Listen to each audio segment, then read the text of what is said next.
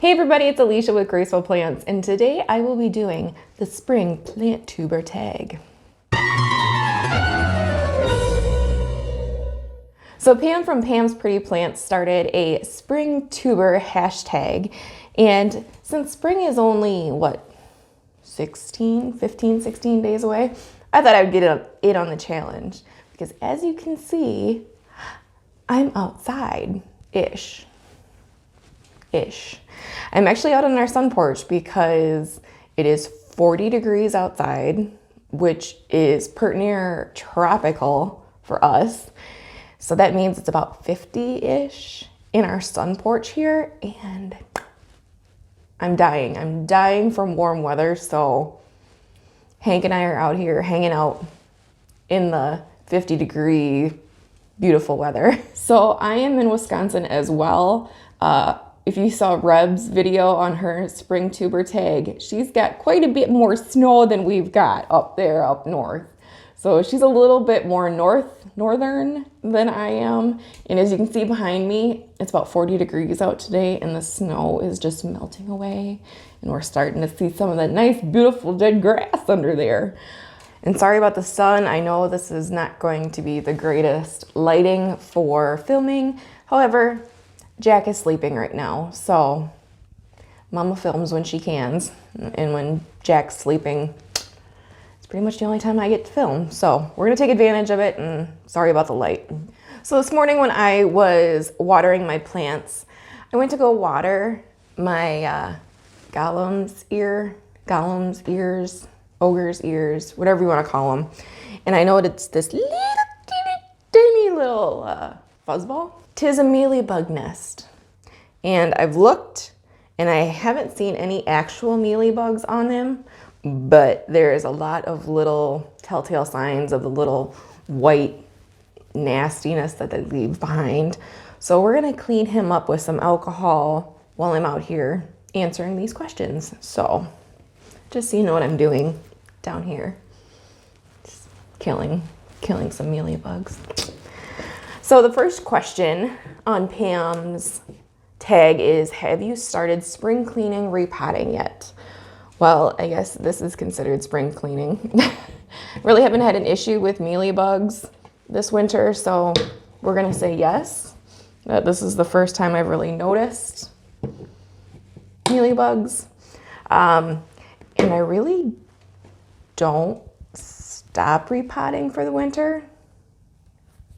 You know, don't come for me, but I mean, if something needs to be repotted and it's winter, I'm gonna do it. Sorry. So I guess I really haven't stopped. The second question is, do you stop fertilizing over the winter? If so, have you started fertilizing yet? Again, don't come for me, but I don't stop fertilizing. Yes. Well, I guess I shouldn't say that. So I stop fertilizing plants that go dormant. But if I see active growth on any of my plants, I'm gonna keep fertilizing. And I might not do as much fertilizer as I would during like a super high growing season in the summer. But I still do fertilize if it's growing. Question 3, if any, what, if any, plants did you lose this winter? Well, I haven't really lost it yet, but that Calathea medallion is on its way out, and it just keeps holding on for dear life. I think it just likes screwing with me. So I'm gonna call that a winter loss. I thought I lost a red maranta, but if you saw my houseplant tour, my winter plant tour, it's alive. It's growing. It's actually been moved off the bench of death. 4, did you order plants in the mail over the winter? If so, how'd they do? Yes, I did. Rebel here.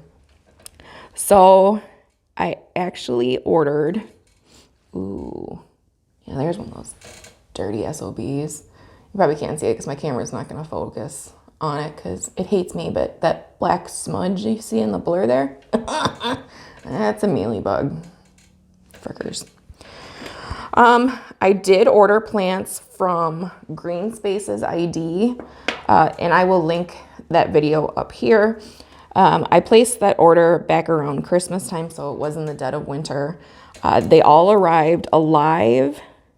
And, ooh, there's another mealy bug. Good God. This might be a full-blown infestation. See all those? Yeah, those are all mealy bugs. Oh, did I miss that? So I will be doing an update video on all of my green spaces plants. They all arrived alive.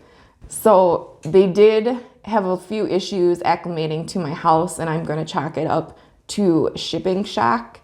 And the leaves, some of the leaves kind of were looking kind of rough. So most of my green spaces plants look kind of pitiful right now, but I promise you they are growing. And then I did order plants from Gabriella Plants, and there was a whole debacle with that issue. Again, I'll put the link up here.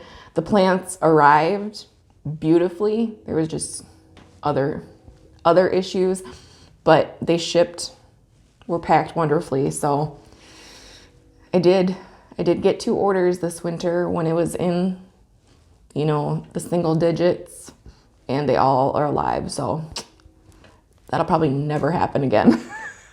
Question 5. What are the next plant or plant related purchases on your wish list? And will you be getting them this spring? So this will be kind of a little bit of insider information, I guess, if you're watching this video, but I'm spilling the beans now, even though I'm probably gonna jinx myself. But I am going to be getting the Monstera Elbow Variegata. We're getting a bonus from my job, so I plan on using a little bit of that money to get one because it's a really, really, really good deal. So I'm getting an elbow. Hopefully, don't jinx myself. Yeah, I'm just waiting for all of this white shit out here to melt and start warming up before I order them, because I'm not risking shipping damage or cold damage on this plant. So we're gonna hold off. So hopefully in the future, there may be an unboxing of that. Number 6, do you have any life-saving tricks or tools that helped your plant survive the winter? So one thing that was definitely a lifesaver for me this winter, besides my grow lights and my humidifier, were my heating mats. I have heating mats that I use for my vegetables when, I start planting my garden seeds in the spring. So they came in quite handy this winter with, for one, my succulent propagations, because who doesn't propagate succulents when it's about to get freezing outside? I do. So it was nice to be able to put some heating mats underneath those to kind of raise the soil temp a little bit. And then I also used them for a couple of my calatheas that I felt bad for them, and I wanted to give them a little bit of that tropical warmth. So the heat mats definitely came in handy, and I will put a link to those down below in the description. If you're interested, they're relatively, I don't want to say cheap because they're not cheap, but they're relatively good price for how much they help out. So 7, do you put your house plants outside in the summer, and will you this year? Yes, I do. We have this nice south-facing sunroom on our house, and I will put the link to the video for my last plant tour that I did on the sun porch up here. But it's a perfect room for my plants, and the plants flippin' love it in the summer because it gets humid out here and they get all of the sun that they want. So yes, absolutely. I will put them out here. Was that the question? I guess that's not really outside. Do I put my plants outside in the elements? No. Maybe that was the question. Do I put them outside?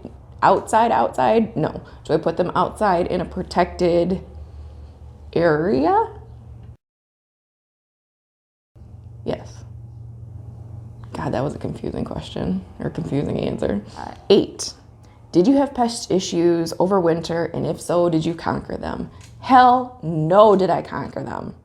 I am still battling spider mites on my calathea. It's just one of those never ending battles, honestly. And I don't want to say I'm losing the battle, but I'm definitely not winning the battle. And mealybugs. Apparently I had mealybugs on this guy, and from the size of some of these suckers that I'm finding, they've been there for a while. So yeah, I had mealybugs. So number 9, show a plant that thrived all winter. It hasn't been all winter, but this plant kind of threw me off because it was pretty much dormant through the summer months. And once it started cooling down outside is when it started to start growing, of course. So that was my oxalis. In the past couple weeks here, it has been throwing up new stems like crazy. I will try to zoom in here. Oh, I don't want to touch that with the mealybug Q-tip. There's at least 5 or 6 more stems that are coming up out of him. So it's still winter here, but he's coming out of dormancy and he is loving life. So that was definitely nice to see because I kept it in our kitchen above our sink, so I got to see it every day. And honestly, when you see a plant with this nice purple pop of color, how can it not cheer you up? So this one was definitely one that I was happy to see start thriving in the winter when most things are dying around here. And number 10, show a plant that you're excited to see spring growth on. I am excited to see spring growth on all of my Green Spaces ID plants. Basically because they're still fairly new plants to me, and I just can't wait to see them start growing up and maturing and giving more leaves. So spring is right around the corner and I cannot wait. I cannot wait for all of this nastiness to be gone and for things to start flourishing again. All right, so I hope this video wasn't too excruciating for you guys. I'm gonna let you go and I'm going to get back to murdering the mealybugs on this thing because it's a lot worse than I thought it was. Thank you so much for watching this video. Please make sure to like, comment, and subscribe if you aren't already. If you like this video or any of my other videos, please make sure to share with one of your plant-loving friends. Make sure you tag me in it so I can see it. But as always, you guys are awesome. I'm gonna sit out here and enjoy this nice warm sun that's hitting my back right now and wait until the baby wakes up. But we'll see you in the next one, guys. Bye. I'm rambling, sorry. What was the question? For the I do stop fertilizing. Oh man, that sun's getting bright. Let me see if I can lean forward. That's a little bit better. It's like for the side of my head. Maybe if does this look natural? Hey.